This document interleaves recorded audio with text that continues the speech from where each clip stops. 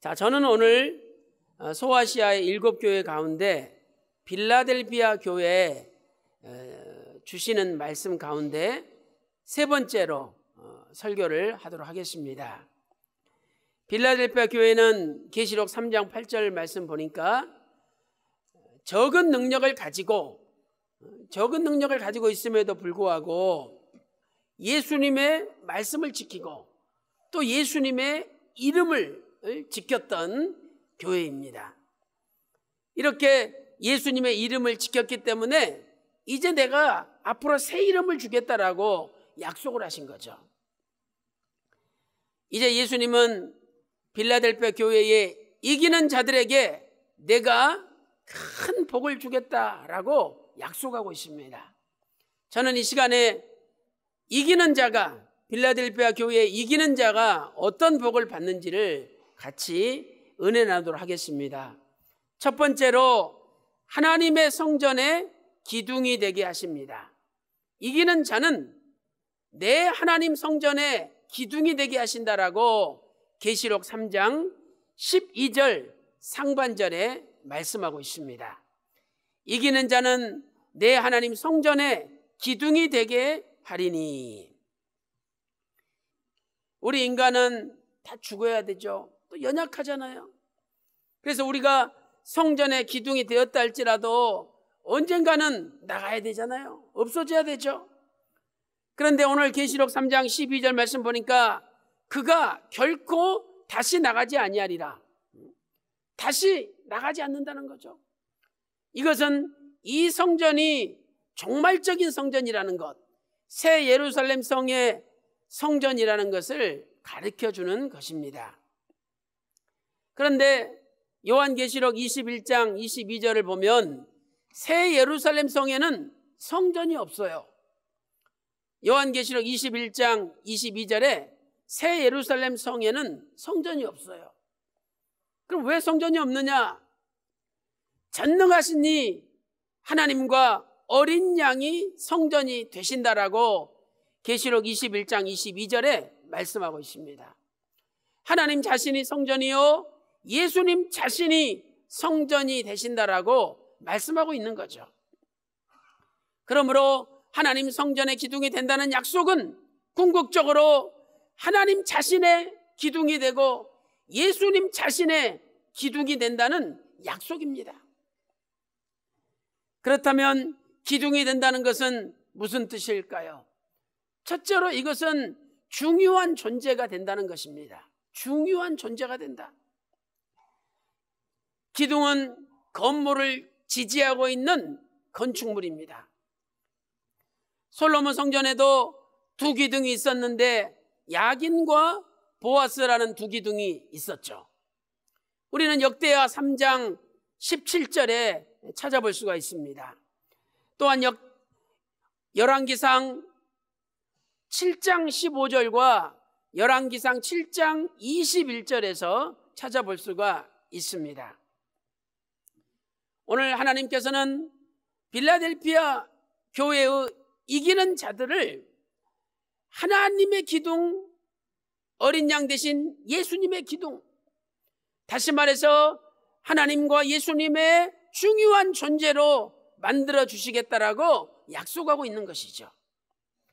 갈라디아서 2장 9절 보면 초대교회의 중요한 기둥이 세 명이 나오죠. 갈라디아 2장 9절에 초대교회의 중요한 기둥 셋이 나옵니다.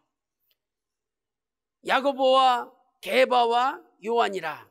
기둥같이 여기는 야고보와 게바와 요한이라. 이렇게 교회 안에도 기둥처럼 쓰임받는 중요한 존재들이 있는가 하면 있으나 마나한 존재, 저 사람은 있으나 마나해, 이렇게 쓸모없이 여김받는 존재들도 있다는 거예요. 두 번째로 기둥이 된다는 것은 무슨 말씀입니까? 두 번째는 끝까지 남는 자가 된다는 약속이죠. 끝까지 남는 자가 된다. 당시 빌라델비아 교회 지역은 지진이 많이 일어났습니다. 그래서 지진이 한번 일어나면 건물이 다 무너져요. 그런데 그렇게 건물이 무너져도 큰 기둥들은 남아 있었거든요. 필라델피아 지역에 가면 이런 기둥들을 많이 볼 수 있어요. 그래서 하나님께서는 필라델피아 성도들이 그걸 잘 알고 있기 때문에 너희들이 끝까지 예수님의 이름을 지키고 예수님의 말씀을 지키면 저 기둥처럼 남아있는 자가 되게 해주시겠다고 약속한 겁니다. 로마서 9장 27절 보세요. 이스라엘의 뭇 자손이 바다의 모래같이 많을지라도 남는 자만 구원을 받는다라고 말씀하고 있습니다. 끝까지 남아야 돼요.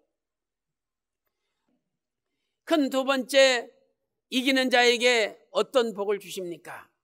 큰 두 번째는 세 가지의 이름을 기록해 주십니다. 이기는 자에게는 세 가지 이름을 기록을 해주시는 거죠. 계시록 3장 12절 하반절 말씀 보니까 그의 위에 기록하리라. 그의 위에 기록하리라. 그가 누굽니까? 인칭 대명사 3인칭 남성 단수죠. 그러니까 이것은 이기는 자를 가리키는 거죠. 하나님께서 이기는 자 위에다가 세 가지 이름을 써주신다는 거예요. 오늘 우리가 이기는 자라면 우리 위에도 세 가지 이름이 기록돼야 되는 거죠. 첫 번째 이름이 무엇입니까? 첫 번째는 하나님의 이름을 기록해 주십니다. 하나님의 이름. 계시록 3장 12절 중반절에서 하나님의 이름이 나오죠. 이름은 존재 자체를 나타냅니다. 이기는 자에게는 하나님의 이름을 기록한다. 그것은 뭐냐? 이기는 자는 하나님의 소유가 된다는 거죠. 이름이 존재 자체니까 이름이 기록되어 있다는 것은 하나님의 소유가 된다는 거예요. 오늘날 저와 여러분도 뭐 중요한 물건에는 내 이름을 써놓잖아요. 그 뭡니까? 내 거라는 거죠. 내 거. 요한계시록 14장 1절 말씀 보니까 어린 양과 함께 시온산에선 14만 4천이 나오죠. 근데 그 14만 4천의 이마에 어린 양의 이름과 아버지 이름이 기록되어 있다는 거죠. 14만 4천은 어린 양의 소유요 아버지의 소유라는 뜻입니다. 그렇다면 오늘 저와 여러분에게도 어린 양의 이름과 아버지 이름이 기록되어 있습니까? 이사야 43장 1절 맨 끝 하반절 보니까 너는 내 것이라. 이사야 43장 1절에 너는 내 것이라. 그래놓고 43장 2절에 뭐라고 말씀하고 있습니까? 네가 물 가운데로 지날 때에 내가 함께 할 것이라. 네가 불 가운데 행할 때에도 하나님께서 함께 하신다는 거예요. 불꽃에 너를 사르지도 못할 것이라 라고 이사야 43장 2절에 말씀하고 있습니다. 우리가 진정으로 아버지 것이 되기만 하면 아버지께서는 우리를 어떤 일이 있다 할지라도 지켜주시고 보호해 주신다는 거예요. 그러므로 중요한 것은 나에게 어린 양의 이름, 아버지 이름이 써져 있는 거죠. 계시록 14장 1절 말씀처럼 이마에 어린 양의 이름과 아버지 이름이 기록된 자가 하나님의 소유가 된다는 거죠. 두 번째는 무슨 이름을 기록해 주십니까? 두 번째는 새 예루살렘 성의 이름을 기록해 주십니다. 새 예루살렘 성의 이름을 기록해 주는 거죠. 계시록 3장 12절 중반절 말씀 보니까 하나님의 성, 곧 하늘에서 내 하나님께로부터 내려오는 새 예루살렘의 이름을 그 사람 위에 기록하겠다. 우리가 외국 여행 나가면 반드시 여권이 있어야 돼요. 급히 나가다 보면은 여권을 집에 놔두고 오는 경우 있잖아요. 아무리 주장해도 내 이 비행기 티켓 있다고 주장해도 밖으로 내보내주지 않습니다. 반드시 여권이 있어야 돼요. 여권에는 반드시 국적, 내셔널리티, 국적이 표기되어 있습니다. 국적. 어떤 사람은 미국, 어떤 사람은 영국, 어떤 사람은 일본, 어떤 사람은 한국, 이런 국적이 표기되어 있는 거죠. 새 예루살렘 성에 이름이 기록된다는 것은 새 예루살렘의 시민으로 하나님이 인정한다는 거예요. 너는 새 예루살렘에 들어갈 수 있는 시민이다. 그 시민권을 하나님이 인정하시는 거예요. 사도 바울 당시에는 로마 시민권이 최고였습니다. 로마 시민권 가진 사람은 감옥에 가두지도 못하고 때리지도 못해요.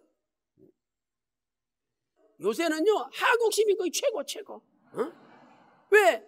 한국 한류 문화가 세계적으로 유명하잖아요. 그런데 이 대한민국 시민권보다 더 좋은 게 뭐냐? 새 예루살렘 시민권이에요. 근데 하나님이 이기는 자에게 새 예루살렘의 이름을 써준다는 거예요. 얼마나 좋습니까? 오늘 저와 여러분은 세계에서 가장 좋은 새 예루살렘의 시민권, 여권을 가진 분들인 줄로 믿습니다. 얼마나 좋아요. 새 예루살렘 성이 어떤 곳입니까? 첫째로 사망이 없죠. 눈물, 고통, 곡하는 것이나 아픈 것이 없는 세계예요. 계시록 21장 4절에 모든 눈물을 그 눈에서 씻기심에 다시는 사망하는 것이나 애통하는 것이나 곡하는 것이나 아픈 것이 다시 있지 않다라고 말씀하고 있죠. 두 번째로 하늘에 해와 달이 필요 없는 곳이에요. 새 예루살렘은 해와 달이 필요 없어요. 해와 달이 있어 보세요. 춥고 더운 게 있죠. 또 어둠과 밝음이 있죠. 밀물, 썰물이 있죠.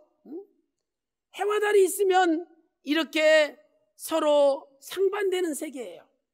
그런데 새 예루살렘은 해와 달이 필요 없고 하나님의 영광이 비치고 예수님이, 어린 양 되신 예수님이 등이 돼 주시는 거야. 영원히 환하고 영원히 밝고 영원히 따뜻한 세계가 바로 새 예루살렘입니다. 요한계시록 21장 23절에 그 성은 해나 달의 비침이 쓸데없으니 이는 하나님의 영광이 비치고 어린 양이 그 등이 되심이라, 이렇게 말씀하고 있습니다. 세 번째로 새 예루살렘 성은 마치 신부가 남편을 위하여 단장한 곳이에요. 아니, 신부가 제일 이쁠 때가 언제입니까? 결혼식 날. 결혼식 날에 신부가 제일 예뻐요. 그런데 하늘에서 새 예루살렘 성이 내려오는데 마치 신부가 남편을 위하여 예쁘게 단장한 것 같다는 거죠. 그러므로 세계에서 가장 이쁘고 세계에서 가장 아름다운 곳이 새 예루살렘이에요. 오늘 저와 여러분이 이 새 예루살렘의 시민이 되어서 반드시 들어간다는 것을 믿으시기 바랍니다. 빌립보 3장 20절에 오직 우리의 시민권은 하늘에 있는지라. 얼마나 좋습니까? 우리의 시민권은 하늘에 있대요. 거기로서 구원하는 자 곧 그리스도 예수를 기다리노니.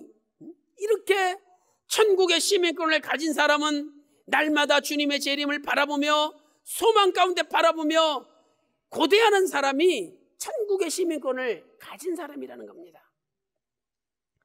세 번째로 무슨 이름을 기록해 주십니까? 세 번째로 예수님의 새 이름을 기록해 주십니다. 예수님의 새 이름을. 지금까지 예수님의 이름을 잘 지키면 이제 새 이름으로 우리를 인도한다는 거예요. 계시록 3장 12절 하반절 말씀 보니까 이기는 자에게 나의 새 이름을 그의 위에 기록하리라, 이렇게 말씀하고 있습니다. 예수님의 새 이름은 어떤 이름일까요? 첫 번째로 예수님만이 아시는 이름입니다. 예수님의 새 이름인데 우리 인간이 어떻게 알겠습니까? 그 이름은 예수님만이 아시는 이름이에요. 요한계시록 19장 12절 보니까 재림하시는 주님의 모습을 기록하고 있습니다. 그 위에 이름 쓴 것이 하나가 있는데 자기밖에 아는 자가 없고, 재림하시는 주님 위에 이름 하나가 써져 있대요. 근데 자기밖에 몰라. 이것이 바로 예수님의 새 이름이죠. 두 번째로, 새 이름은 예수님을 온전히 나타내시는 이름입니다. 예수님을 온전히 나타내시는 이름. 이름은 존재를 나타내고 인격을 나타내죠. 우리가 예수님의 이름을 통해서 예수님의 존재와 예수님의 인격을 알게 됐잖아요. 그런데 새로운 이름을 주신대. 그러면 우리가 알지 못하는 예수님의 새로운 존재와 새로운 인격의 부분이 있다는 거죠. 그래서 예수님의 이름을 잘 지키는 자에게는 새로운 이름으로 하나님이 인도하셔서 예수님을 온전히 나타내신다는 거예요. 사도 바울은 이러한 세계를 고린도전서 13장 12절에서 이렇게 묘사하고 있습니다. 우리가 이제는 거울로 보는 것 같이 희미하나 그때에는 얼굴과 얼굴을 대하여 볼 것이요, 이제는 내가 부분적으로 아나 그때에는 주께서 나를 아신 것 같이 나도 주님을 온전히 알리라. 우리가 주님을 지금은 부분적으로밖에 모르지만 온전히 아는 때가 있다는 거예요. 바로 그때가 예수님의 새 이름을 우리에게 주시는 때입니다. 계시록 22장 4절에서도 그의 얼굴을 볼 것이요, 그 이름도 저희 이마에 있으리라. 그의 얼굴을 볼 것이요, 그 이름도 저희 이마에 있으리라. 이렇게 예수님의 얼굴을 보는 것과 예수님의 이름이 우리에게 새겨져 있는 것을 연결시켜 성경은 말씀을 하고 있습니다. 세 번째로, 예수님의 새 이름은 어떤 의미입니까? 세 번째, 그 이름은 십자가를 통해서 주어진 이름입니다. 십자가를 통해서 주어진 이름이에요. 그러므로 우리가 십자가를 떠나면 예수님의 새 이름을 알 수가 없어요. 빌립보서 2장 8절에 예수님의 십자가의 죽으심을 가리켜 이렇게 표현하고 있습니다. 사람의 모양으로 나타나셨으며 자기를 낮추시고 죽기까지 복종하셨으니 십자가에 죽으십니다. 예수님이 죽기까지 복종하시고 십자가에 죽으셨다는 겁니다. 그리고 나서 9절에 이렇게 말씀하고 있습니다.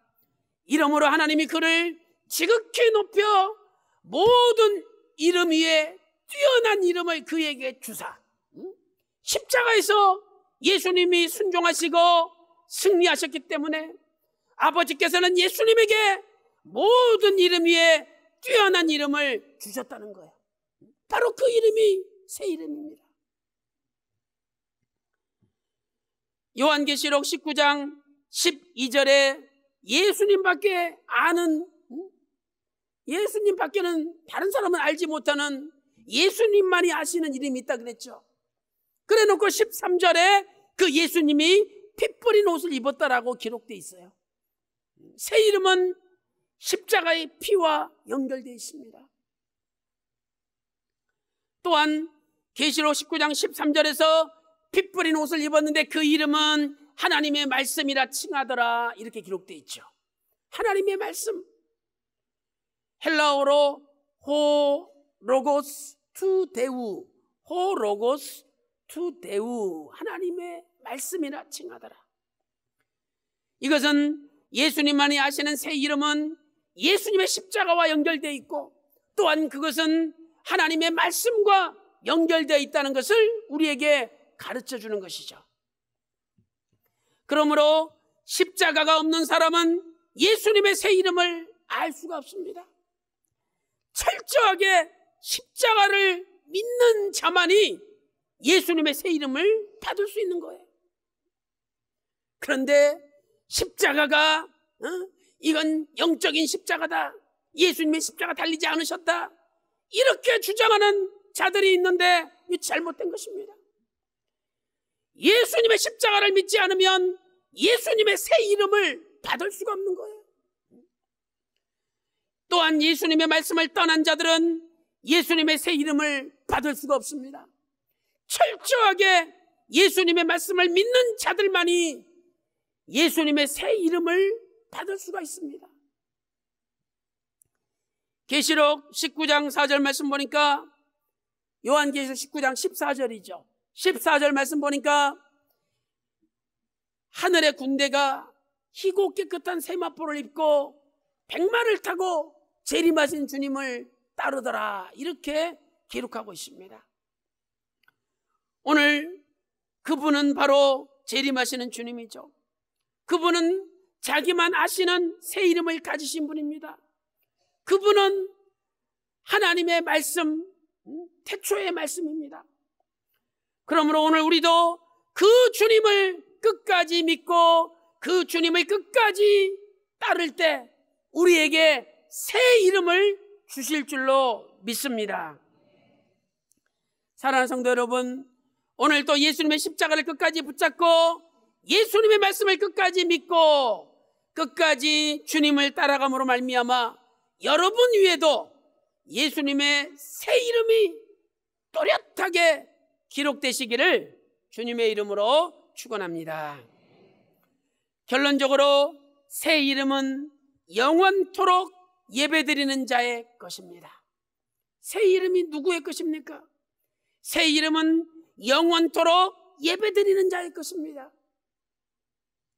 요한계시록 22장 4절에서 새 예루살렘의 모습을 묘사하고 있습니다. 그의 얼굴을 볼 터이요, 주님의 얼굴을 본대요. 그 다음에 그의 이름도 저희 이마에 있으리라. 주님의 새 이름이 이마에 기록된 사람들은 예수님의 얼굴을 본다는 거죠. 아까 고린도전서 13장 12절 말씀처럼 얼굴과 얼굴을 맞대고 본다는 거예요. 요한계시록 14장 1절에도 14만 4천의 이마 위에 어린 양의 이름과 아버지 이름이 기록되어 있지 않습니까? 그런데 누가 이 예수님의 새 이름을 이마에 얻을 수 있습니까? 계시록 22장 3절 하반절을 보세요. 계시록 22장 4절 바로 위에 3절에 이렇게 말씀하고 있습니다. 그의 종들이 그를 섬기며, 이마에 주님의 새 이름이 있는 자들은 예수님의 종들이라는 거예요. 그리고 예수님을 섬기는 자라고 말씀하고 있습니다. 오늘 저와 여러분의 삶은 예수님의 종이요, 예수님을 섬기는 삶을 살고 있습니까? 이 종은 헬라어로 둘로스죠. 둘로스. 이 둘로스는 묶인 자들이란 뜻이에요. 묶인 자들. 우리는 예수님께 완전히 묶인 자가 되어야 됩니다. 우리는 말씀에 완전히 묶인 자가 되어야 돼요. 그러면 결국 예수님이 어디로 가든지 안 따라갈 수가 없는 거죠. 묶였으니까. 그래서 계시록 14장 4절에 14만 4천 어린 양을 따르는 자들은 어린 양이 어디로 인도하든지 따라가는 자들이라고 말씀하고 있는 것이죠. 사랑하는 성도 여러분, 섬긴다는 것은 무슨 뜻일까요? 계시록 22장 3절에 섬긴다는 단어는 헬라어 라트류오라는 단어입니다. 라트류오. 이 단어는요, 예배를 드린다는 뜻입니다. 예배 드린다. 영원토록 밤낮 쉼 없이 하나님 앞에 예배 드리는 자들 이마에 하나님께서 예수님의 새 이름을 기록하신다는 거예요. 그렇다면 오늘 저와 여러분은 쉬지 않고 영원토록 예배를 드리며 하나님을 섬기고 있습니까? 요한계시록 7장 15절 말씀 보세요. 그러므로 그들이 하나님 보좌 앞에 있고 또 그의 성전에서 밤낮 하나님을 섬기며, 이 섬긴다는 단어가 라트류오죠. 흰 옷을 입고 어린 양의 피에 그 옷을 씻김받아 큰 환란에서 나오는 성도들이 있는데 그들은 밤낮 하나님을 섬긴다는 거예요. 밤낮 하나님 앞에 예배드립니다. 세례 요한은 종신토록 예배드리라는 사명을 받았습니다. 누가복음 1장 75절에 종신토록 주의 앞에서 성결갈 의로 두려움 없이 섬기며, 이 섬긴다는 단어도 헬라어로 라트리오입니다. 하나님은 세례 요한을 예수님 앞에서 종신토록 예배드리도록 불렀던 것이죠. 그런데 세례 요한이 헤롯 왕을 책망하고 감옥에 갇혀버렸지 않습니까? 아셀 지파 바누엘의 딸 안나가 있었죠. 이 안나는 결혼해서 7년 동안 남편과 살았어요. 그리고 과부가 됐어. 과부된 지 84년이라 그랬어요. 그러니 결혼 7년에다가 과부 생활 84년 하면 91년이에요. 거기다가 만약에 15살에 결혼했다면 벌써 106살이 됐어요. 그런데 이 안나가 성전을 떠나지 않고 금식하며 기도하며 밤낮 하나님을 섬겼어요. 그 섬기다는 단어도 역시 헬라어로 라트리오, 예배드리다는 뜻이에요. 안나는요, 성전을 떠나지 않고 하나님 앞에 예배드리다가 마침내 만인간의 구세주로 이 땅에 오신 아기 예수를 만났습니다. 아기 예수를 만났어요. 오늘 우리도 밤낮 섬기며 성전을 떠나지 않고 하나님 앞에 예배드릴 때 우리도 안나처럼 재림하시는 주님을 만날 줄로 믿습니다. 누가복음 2장 37절에 섬기더니 성전을 떠나지 않고 금식하며 기도함으로 섬겼다라고 말씀하고 있는 것입니다. 사랑하는 성도 여러분, 오늘 우리도 안나처럼 천국 가는 그날까지 밤낮 하나님 앞에 예배를 드리시기 바랍니다. 오늘 우리도 천국 가는 그날까지 안나처럼 밤낮 쉬지 않고 하나님 앞에 라트리오, 살아있는 예배를 드리시기 바랍니다. 그리하여 마침내 안나처럼 재림하시는 주님을 만나고 새 예루살렘 천국에 입성하여 성전의 기둥이 되시고, 그리고 여러분의 이마에 어린 양의 이름과 아버지 이름이 기록되어 주님과 세세무궁토록 영원한 행복과 영원한 안식을 누리는 소유자 다 되시기를 주님의 이름으로 축원합니다.